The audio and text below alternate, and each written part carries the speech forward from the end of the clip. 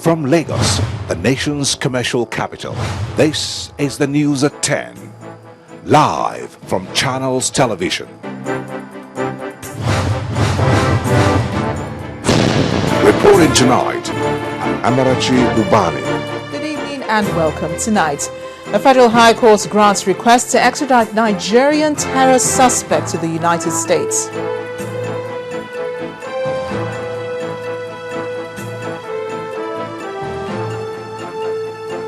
Taraba State House of Assembly leaders disagree over Governor Danbaba Suntai's health status, even as the governor dissolves the cabinet.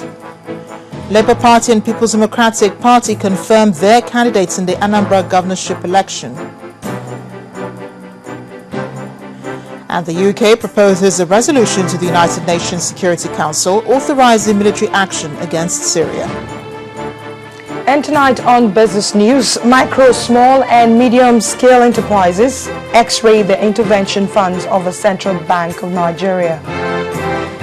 And on sports news tonight, Nigeria's D Tigers face acid test against Senegal as the quest to win the FIBA Africa Basketball Championship continues.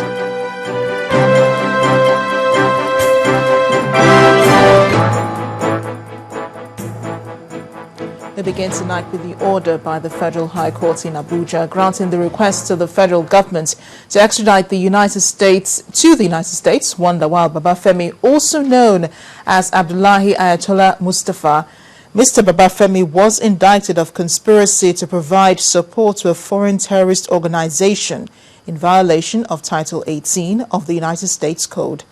Justice Ahmed Mohammed gave the order after he confirmed from the suspect that he was not going to contest his extradition to the United States. He also ordered that Mr. Babafemi be surrendered to officials of the U.S. not later than 15 days from when the order was made, in line with the Extradition Act 2004. The United States of America had on the 26th of July this year made a formal request to Nigeria seeking the extradition of Mr. Babafemi to answer charges of providing support to terrorist organizations against the United States of America.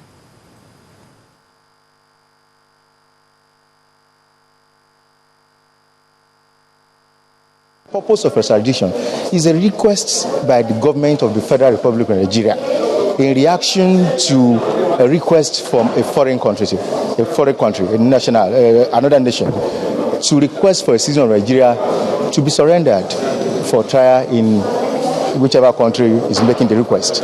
It's not a criminal proceeding per se.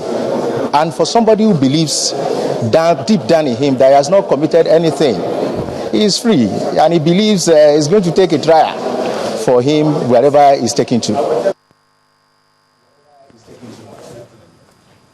Meanwhile, the federal government is pledged to implement the judgments of the National Industrial Court, which granted the request of federal health workers to skip level 10 of the consolidated health salary structure. Addressing a news conference in Abuja, the minister promised that the federal government and the health workers have resolved their differences with a view to ensuring improvements in the quality of health care delivery. The minister, however, appealed to the health workers to work in the interest of their patients, saying the disruption of emergency services as a result of the strike action was unnecessary. For 6 days, members of the joint health sector unions went on strike to protest the refusal of the federal government to implement the judgment of the National Industrial Court. At the end of the meeting, which lasted 12 hours, the Minister of Labour announced the resolution of the conflict. After a lengthy deliberation, we started yesterday. We are able to reach an understanding which has been signed off, and based on that understanding, the unions have agreed to suspend the strike with the impact upon. The president of the striking workers immediately announced the suspension of the strike action, saying an implementation committee has been put in place to execute the agreements reached. Items that we have canvassed for have been agreed upon. And those items include the 5 items which we had earlier on our collective agreement, which have not been implemented, and also the pronouncement of the NIC. At a news conference in Abuja, the Minister of Health promised to implement the judgment of the National Industrial Court while awaiting the outcome of the application for stay of execution of the judgment filed by the federal government, in addition to an appeal challenging the verdict of the court. There is a subsisting court judgment which is legitimate, which is valid. The government has already indicated and has already filed an appeal, but since there's no, as yesterday and as even as I'm talking to you now, there's no definite court order saying stay execution, we felt we should go ahead and begin the implementation of skipping once again, but while the appeal is allowed to go. At the end of the meeting, the striking workers ended with a solidarity song with the hope that the implementation of the agreements will be completed within 4 weeks. To governance now, the drama in Taraba State continues to unfold as Governor Dambaba Suntai has dissolved the State Executive Council and sent all his special advisors packing. Only his special assistants were spared. The governor has appointed Mr. Timothy Kate as the secretary to the government, while Aminu Gika is the new chief of staff. And this is coming as lawmakers of the Taraba State House of Assembly remain divided over the fitness or otherwise of their state governor. Whilst the Speaker of the State House of Assembly, Mr. Haruna Sokwa, says the House is yet to gain access to the governor to ascertain his medical fitness, the Majority Leader, Mr. Joseph Kunini, insists that the Assembly has received a letter from the governor and is fit to resume work. Well, staying with that story, the governor's former commissioner for information, Mr. Emmanuel Abello, insists that the constitution has not been manipulated in any way. He adds that the governor's state of health is progressing and all fears of his non-appearance in public should not be taken as a plot to cling to power. The provisions of the constitution are very clear on the matter, and we are going to allow pundits and the rest of this country to ask themselves clearly if what his actions or his utterance are in keeping with the spirit and the letters of our constitution. The framers of our constitution are some of the finest minds in the world. It is like for Nigerians to wake up and begin to ask themselves if this is correct and if this is right. After 21 days of the governor's absence, the deputy governor, His Excellency Alhaji Garba Umar, was to meet the acting governor. At that time, nobody raised any eyebrow, no one raised any questions. But what is wrong now that the same constitution, we can't apply the same constitution as someone feels that this is not the time that the constitution should work. At one time the constitution was correct, at another time the constitution is wrong. So I'm sure the whole country, Nigerians, everyone in the world, people of goodwill are going to in the coming days ask themselves what is going on in Taraba and ask the valid questions. What is wrong with the constitution now? If it was right the first time and it addressed a very major problem then, why is it not invoked now? And why is it that now that it's invoked, somebody is saying that no, it's not right? And of all the people in the world, the speaker should know the constitution more than anyone. He should have read the documents, he should know the right thing to do.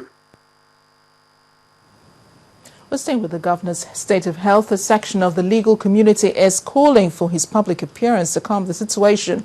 Voicing this concern on our breakfast show, Sunrise Daily, the president of the Public Interest Lawyers League, Mr. Abdul Mahmoud, says a non-appearance of the governor as a ploy by his loyalists to cause more problems in the state. Talking of a constitutional democracy, we saw a governor being helped down the gangway of a small craft with stairs no less than 10. You know, the picture that comes across is a governor that is not ready. If the governor is healthy, let him address the good people of Taraba State. It's as simple as that. There's no need keeping him somewhere, you know, from the glare, you know, of the Nigerian public, from the glare of the deputy governor, is acting governor of that state today, and I suppose as well from the executive council of that state. The transmission of letter to the State House of Assembly, the refusal of acolytes and acronies, people I describe as vultures that are today gathered around the governor, who stopped the deputy governor from even seeing his boss. You know, these are things that describe as a politics of it that I think that are needless. To legal matters now, the need to strengthen security institutions in the country once more dominated discussions today at the ongoing 53rd conference of the Nigerian Bar Association holding in Calabar, the Cross River State capital.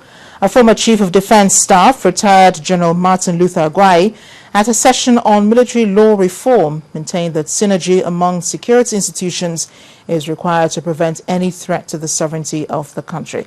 Other speakers at the session also emphasized respect for human rights by government. The Military Law Forum is part of events marking the 53rd Annual General Conference of the Nigerian Bar Association.